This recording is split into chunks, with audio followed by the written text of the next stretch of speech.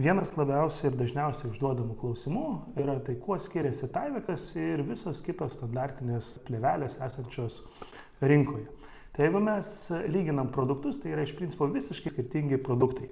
Imam standartinę trisluoksnę plėvelę, realiai jinai yra sudaryta iš 3 skirtingų sluoksnių. Mikropluošto sluoksnis, per vidurį plonas funkcinis sluoksnis ir iš išorės dar vienas mikropluošto sluoksnis. Viršutinis ir apatinis sluoksniai iš principo yra skirti tik tais mechaniniam tvirtumui. Visą ilgamžiškumą suduoda šitas funkcinis sluoksnis.